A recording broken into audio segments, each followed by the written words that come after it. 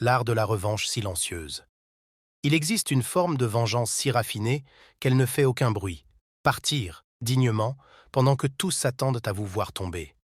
C'est là que réside la vraie puissance. Parce qu'en réalité, l'univers a un sens de l'humour particulier. Il commence toujours par laisser les autres vous sous-estimer, calmement, méthodiquement. Puis il observe, tranquille, pendant que les commérages s'enflamment. Les rumeurs se multiplient, les mensonges s'empilent, comme si tout le monde jouait dans un mauvais soap-opéra sans savoir qu'il n'y aura jamais de saison 2. Et un jour, sans prévenir, tout se renverse. Le scénario s'inverse d'un seul coup. Les mêmes voix qui ricanaient se taisent. Les mêmes regards moqueurs restent figés, incapables de détourner les yeux. Et ceux qui vous imaginaient à terre murmurant maintenant « Comment ont-ils fait pour rester aussi calmes ?» Les psychologues le confirment. Dans un conflit intense, la plupart des gens perdent pied dans les 90 premières secondes. C'est tout ce qu'il faut pour passer de la dignité à la débâcle. Mais vous n'êtes pas la plupart des gens. Vous avez gardé la tête haute, même au cœur de la tempête. Vous n'avez pas laissé leur chaos contaminer votre paix. Pendant qu'ils s'agitaient, vous restiez ancrés. Pendant qu'ils cherchaient à provoquer, vous demeuriez silencieux. Et ce silence-là, croyez-moi, valait 1000 victoires. Parce que le vrai triomphe n'était pas d'avoir survécu. C'était de l'avoir fait avec grâce, élégance et une maîtrise que peu peuvent comprendre. L'art de la maîtrise tranquille. Vous n'avez jamais trahi votre essence. Votre calme n'était pas de la passivité, c'était du cinéma en haute définition. Vous n'avez pas seulement géré la situation. Vous avez mis en scène un chef-d'œuvre silencieux, joué devant vos détracteurs sans le moindre geste de colère. C'est presque comique quand on y pense. Eux gesticulèrent dans le drame comme dans une série mal jouée, pendant que vous lanciez la grâce comme des confettis dans le vent. Ce qui fascine les gens, ce n'est pas seulement votre maîtrise parfaite, c'est votre précision émotionnelle. Vous n'avez pas été aspiré dans leur chaos. Vous avez refusé d'habiter leur désordre. Vous avez gardé votre esprit limpide au milieu de leur contamination. Et cette discipline intérieure, soyons honnêtes, c'est un niveau de maîtrise que peu atteignent. Vous n'avez pas réagi comme quelqu'un blessé, mais comme une âme en mission, celle de protéger sa paix, coûte que coûte. Aujourd'hui, les mêmes visages qui ont tenté de salir votre nom observent, en silence, votre résilience comme s'ils étudiaient un manuel de survie spirituelle. Ils se demandent comment vous avez pu transformer une humiliation publique en élévation privée. Mais voilà ce que beaucoup ignorent. Quand l'intelligence divine rencontre l'ignorance humaine, le résultat n'est jamais le chaos. C'est la révélation. Alors parlons-en justement. Pourquoi tout le monde est-il si fasciné par la façon dont vous avez traversé cette épreuve ?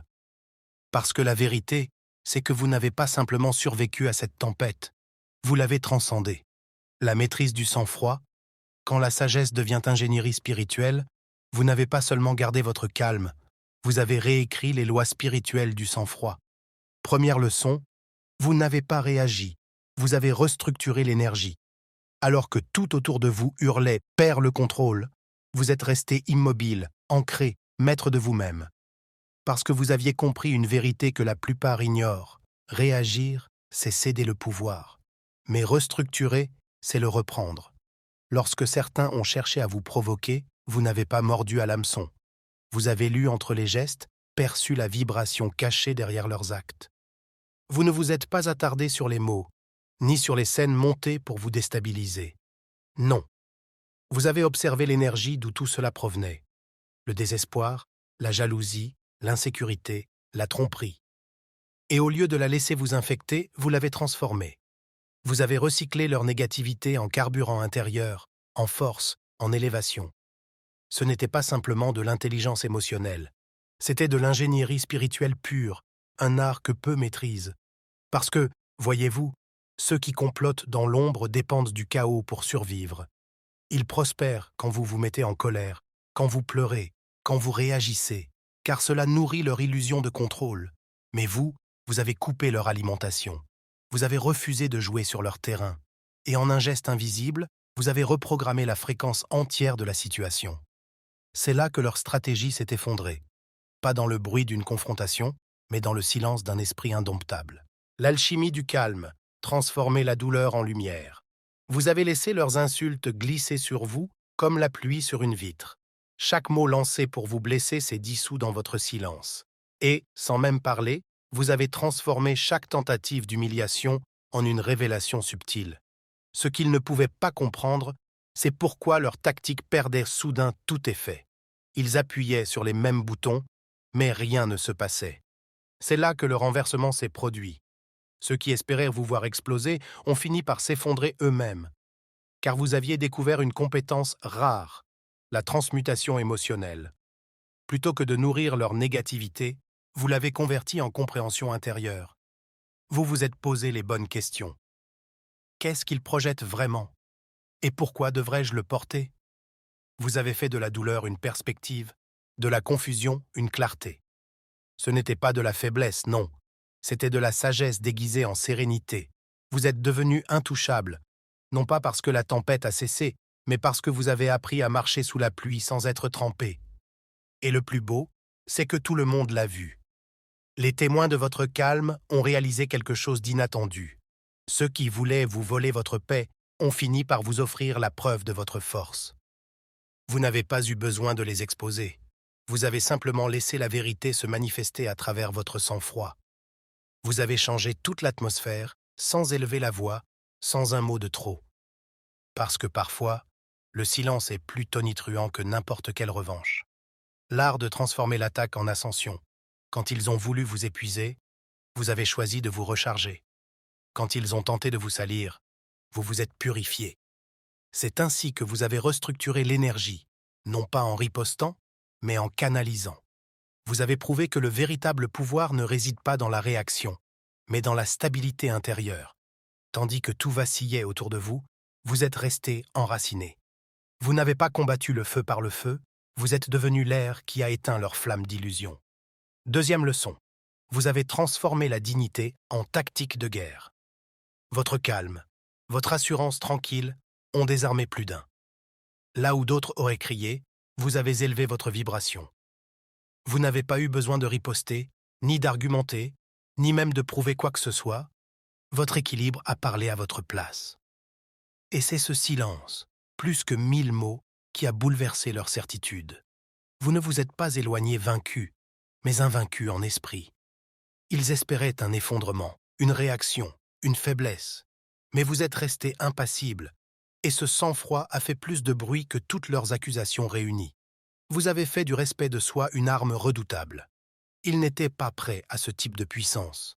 Ils confondaient dignité et soumission, sans comprendre que votre calme était une stratégie. Votre silence n'était pas de la peur, c'était du calcul divin, parce que vous savez que hurler pour être compris, c'est déjà se rabaisser. Alors, vous avez choisi la voie de l'immobilité. Pendant qu'ils s'enlisèrent dans leur drame, vous restiez droit, solide, maître de votre terrain intérieur. Et dans ce contraste, tout le monde a vu la différence entre ceux qui s'agitent pour exister et ceux qui brillent en silence. La revanche élégante, quand la grâce devient une arme. Chaque fois qu'ils ont tenté de vous humilier, vous avez simplement laissé leurs propres gestes les trahir. Vous n'aviez rien à prouver.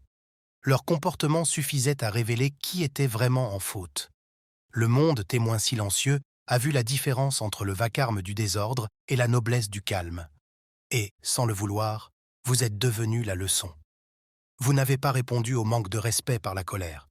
Vous avez répondu par l'élégance. Vous avez transformé le sang-froid en une forme de confrontation silencieuse, du genre qui brûle sans élever la voix. Ce qui rend votre attitude encore plus puissante, c'est que vous ne vous êtes pas contenté de vous élever au-dessus. Vous avez porté votre dignité comme une armure. Vous n'avez jamais nié la douleur. Vous avez simplement refusé qu'elle dirige vos gestes. Et cette maîtrise intérieure, cette paix volontaire, effraie les esprits limités, car elle reflète une maturité qu'ils ne peuvent pas imiter. Vous ne les avez pas humiliés. Ils se sont embarrassés eux-mêmes en essayant de faire tomber quelqu'un qui refusait de jouer dans leur cirque émotionnel. Plus vous deveniez gracieux, plus leur agitation semblait ridicule. C'était une justice poétique, en direct. Aujourd'hui encore, on parle de cette scène, de la manière dont vous avez transformé la retenue en puissance et la grâce en revanche. Vous n'avez pas simplement gagné, vous avez redéfini la victoire. Vous avez prouvé que la véritable domination ne se mesure pas au volume ni à l'agressivité, mais à la maîtrise de soi. La victoire silencieuse de l'intégrité. C'est la confiance tranquille de celui qui sait exactement qui il est et qui refuse de se laisser tirer hors de son personnage. Vous avez démontré qu'on peut remporter des batailles sales avec des mains propres.